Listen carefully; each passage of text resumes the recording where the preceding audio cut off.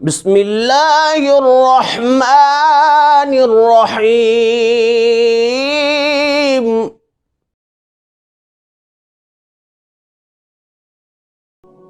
بسم اللہ والصلاة والسلام علی رسول اللہ وعلی آلہ واصحابہ اجمعین۔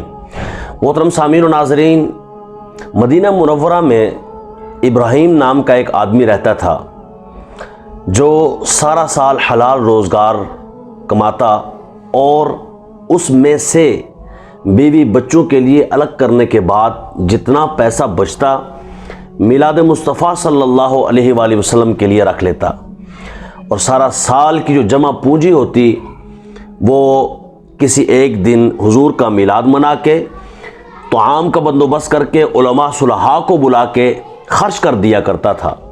اس کی بیوی بھی حضور علیہ السلام کی بہت دیوانی اور غلام تھی، عاشق رسول تھی، وہ بھی اس کا ہاتھ بٹاتی۔ چنانچہ ایک دن اس کی بیوی فوت ہو گئی، لیکن اس کے معاملات اسی طرح جاری رہے اور حضور علیہ السلام کے میلاد کے لیے اسی طرح وہ اپنے حلال روزگار میں سے جمع کرتا رہا۔ اس سے ہمیں یہ بھی پتہ چلتا ہے کہ ہمیں بھی حلال روزگار میں سے حضور کے میلاد کے لیے اپنا الگ بجٹ رکھنا چاہیے، تاکہ جب ہمیں موقع ملے تو ہم حضور کے میلاد کی خوشی منا لیا کریں۔ میلاد دراصل حضور علیہ السلام کے ذکر کی محفل کو گویا کہ کہا جاتا ہے۔ تو جب بندہ اس قابل ہو جائے کہ اس کے پاس اتنے پیسے ہو جائیں تو وہ اچھا انداز اپنا کر تو خوبصورت انداز میں لوگوں کو جمع کر کے جو ہے وہ میلاد کی خوبصورت سی محفل کر لے، لیکن شریعت کے دائرے میں وہ بھی کرتا تھا، ہمیں بھی کرنی چاہیے۔ چنانچہ بیوی فوت ہو گئی، اس کے معاملات یوں ہی چلتے رہے۔ ایک دن اس نے اپنے نوجوان بیٹے کو سامنے بٹھا کے وصیت کی اور کہا، بیٹا میں اس دنیا سے لگتا ہے اب چلنے والا ہوں، تم نے میرے بعد یہ میرا 19 گز کپڑا ہے میری تجہیز و تکفین کے لیے بندوبست کرنا ہے، اور جو میرے 50 درہم ہیں انہیں بھی ہو سکے تو کسی نیک کام میں خرچ کر دینا۔ چنانچہ سعادت مند بیٹا تھا، ورنہ کوئی اور کہتا تو وہ کہتا جی انہوں نے کہا تھا کہ ہو سکے تو کر دینا، ویسے تو میں ہی اس کا مالک ہوں، میں جو چاہوں کروں، لیکن نہیں، سعادت مند بیٹا تھا۔ تجہیز و تکفین بھی اس نے کی۔ چنانچہ تھوڑی دیر بعد اس نے کلمہ طیبہ پڑھا، روح کفن انصری سے پرواز کر گئی۔ پھر اس کے بعد اس نے تجہیز و تکفین کا بندوبست کیا، وہاں کپڑا لگ گیا۔ اب جب پیسوں کے خرچ کرنے کی باری آئی تو وہ شش و پنج میں مبتلا ہو گیا، کہاں خرچ کروں، کس نیک کام کے لیے خرچ کروں۔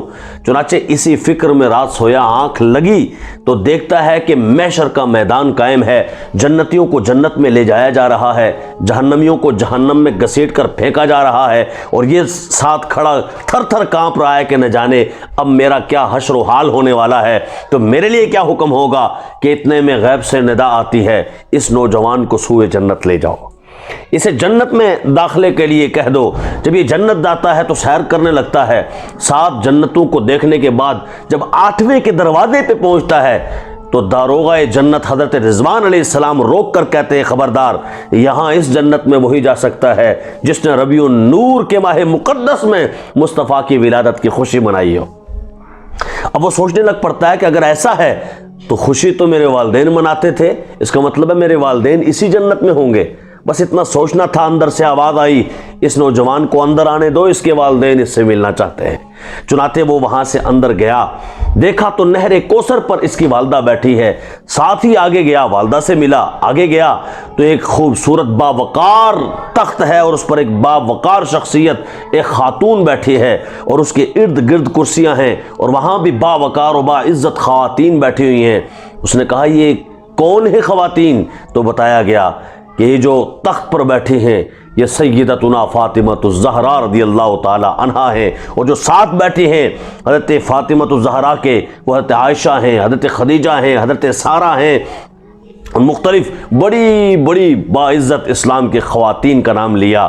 اب یہ آگے گیا تو دیکھا ایک بہت ہی عظیم ترین تخت ہے جس پر جو ہے وہ عظیم شخصیت محمد الرسول اللہ صلی اللہ علیہ وآلہ وسلم جلوہ گر ہیں، چاند سا چمکتا چہرہ، بلکہ چاند تو کوئی معنی نہیں رکھتا حضور کے چہرے کے سامنے تشریف فرما ہے، اور ان کے ساتھ 4 کرسیاں ہیں، ایک پہ ابو بکر بیٹھے ہیں، ایک پہ عمر بیٹھے ہیں، ایک پہ عثمان بیٹھے ہیں، ایک پہ مولا علی بیٹھے ہیں۔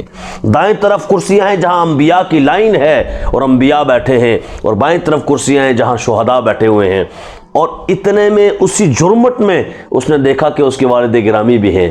والد سے ملے, سینے لگا لیا, والد سے پوچھا آپ کو یہ مقام و مرتبہ کیسا ملا, کیسے؟ تو انہوں نے کہا میں حضور کی ولادت منایا کرتا تھا, جشن میلاد مصطفیٰ کیا کرتا تھا, اللہ نے اس کے صدقے میں مجھے یہ نعمت عطا فرمائی ہے. چنانچہ اب اس کا خواب ختم ہوا, صبح ہوئی تو اس نے اپنا مکان بیچ دیا اور ابو کے 50 درہم کے ساتھ ملا کر عظیم الشان محفل کا انعقاد کیا اور سارا پیسہ حضور کے میلاد پر لگا دیا. ضیافت کا اہتمام, طعام کا اہتمام, علماء اور صلحاء کو بلایا, سارا خرچ ہو گیا. اور پھر ایک مسجد میں 30 سال گزار دیا اللہ اللہ کرتے کرتے, پھر اس دنیا سے چل بسا. اس کو بھی کسی نے خواب میں دیکھا تو پوچھا بتا اللہ نے تیرے ساتھ کیا معاملہ کیا؟ اس نے کہا حضور کے میلاد کے صدقے میں اللہ نے مجھے بھی اپنے والدین کے ساتھ جنت عطا فرما دی.